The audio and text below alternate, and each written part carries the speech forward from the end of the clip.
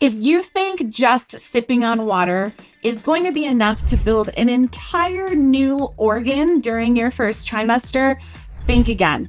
And not all water is created equal. We have to have something really special in our water to make sure that we have enough hydration to build cells. I'm Dr. Britnei Artz, your other doctor, and I am pregnant with my third baby. And let me tell you, I wish I knew what I know now when I had my first two children.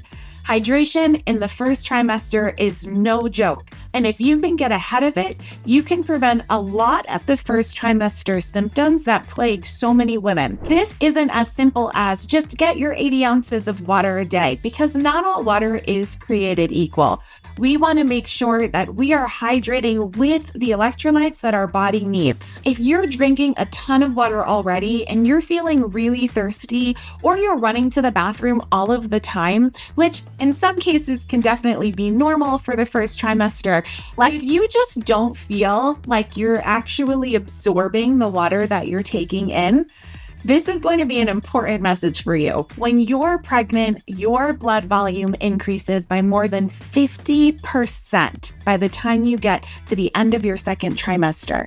This means there is an increased demand for filtration on your kidneys, as well as the rest of the organs of your body. The best thing that you can do to build that blood and keep you and baby hydrated is going to be taking in ions or electrolytes that are super important for hydration. Just pounding water without some kind of nutrient or mineral inside of it is going to leave that water on the outside of your cells, and that's not where we want it. We want to make sure that we are taking in the ions necessary to facilitate the exchange of water from outside to inside of our cells.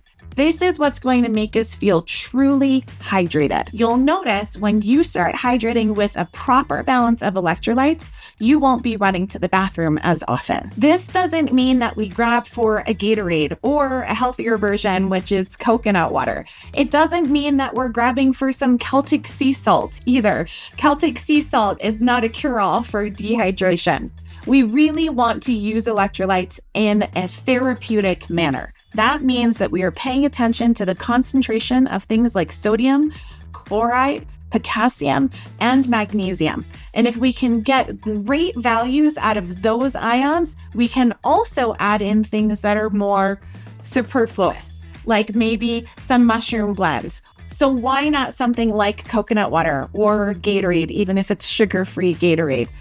We actually don't have to have sugar inside of our electrolytes. That's not what hydration is about. Sugar can help give you a little bit of so you feel better, and you should be stabilizing your blood sugar anyways throughout the first trimester. But sugar is not a necessary nutrient for a good quality electrolyte mix.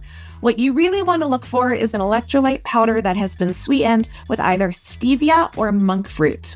Stevia and monk fruit are plant-based sweeteners. That means that they have no effect on your blood sugar. So if you're looking for something to help raise your blood sugar, these are definitely not going to do it. But that's not why we're taking them.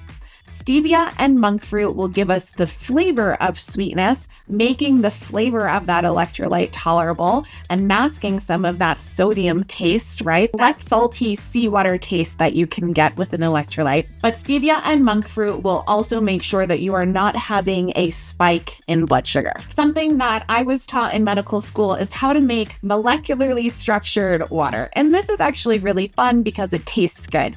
This will not be an adequate replacement for a good quality electrolyte mix, but it can be really tasty and helpful nonetheless. Some herbal tea blends that are really great during pregnancy are things like spearmint tea, chamomile tea, a little bit of hibiscus. Hibiscus in large quantities can actually lower blood pressure. So when we have all of this blood volume, we don't want to overdo it with hibiscus, but it's really hydrating for the body, especially if you do add just a sprinkle of that Celtic sea salt. Other options for a molecularly structured water is adding your food to your water.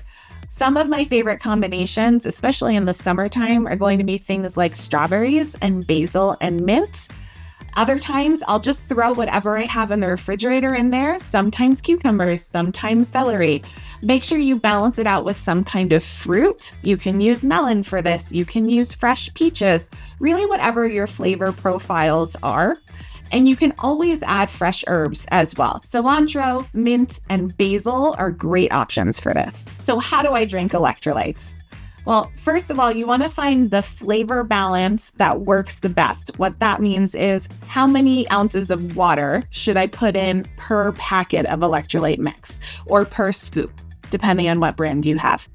My favorite brand is a brand called IQ Mix off of Amazon. I like one stick, so one packet with 24 ounces of water. I have found that that is the best ratio to start with.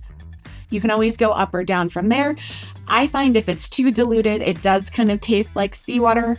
And if it's too concentrated, you're getting that aftertaste of the stevia. But somewhere between 24 ounces of water and one packet seems to be the sweet spot. I drink electrolytes in my water all day long. This is whether I am pregnant or not. Our water has been stripped of all types of minerals because of the processing that it goes through. Even at our house where we're on well water, we still have an extensive filtration system. So we're not getting a lot of those electrolytes that you would get naturally out of a fresh spring, for example. So if you're on city water or even on well water, chances are that your water has been stripped of the electrolytes that you're going to need to stay hydrated. So everyone should actually be replacing their water with minerals and electrolytes. I drink these in my water all day long. It helps me to drink more water because they taste good, but I also feel a lot better when I'm having 3-ish packets a day. And no, coffee doesn't count. Even tea doesn't really count. A lot of teas are tannic, which means they can be dehydrating. Coffee is always dehydrating, regardless of the fact that you're making it with water. It just has to do with the pH level and the way that it draws water outside of your cells. So if you are going to have some of those things, which is fine, make sure that you are doubling down on water for the day. Staying hydrated doesn't have to be complicated, and it definitely doesn't have to be expensive. Skip the Costco-sized packages of electrolyte water and just go for the simple stuff. Now I want to hear what your weirdest drink craving has been in your first trimester. Drop it in the comments. I'll go first. There is something about pickle juice when you're pregnant. I don't know what it is, but there is something about that tart, sour, salty type of combination. And I do think that that's our body speaking to us. Now, I haven't been grabbing any pickle juice jars and chugging them down, but I definitely on the side of something sour and salty most of the time. If you want more first trimester tips and beyond from a holistic doctor who is in the trenches right now, make sure you subscribe and stick around for the rest of the series.